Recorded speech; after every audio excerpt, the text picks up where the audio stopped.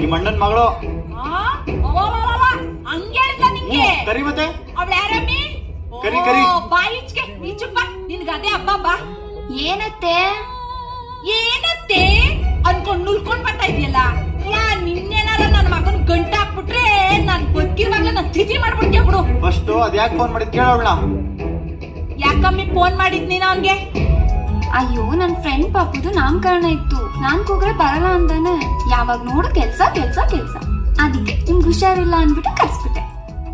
ಅವಳ ನಾಮಕರಣ ಕರ್ಕೊಂಡು ಹೋಗಕ್ಕೆ ನಿನ್ನ ಹುಷಾರಿಲ್ಲ ಅನ್ನೋದು ಇಂಥವಳು ನಮ್ ಬೇಕೆ?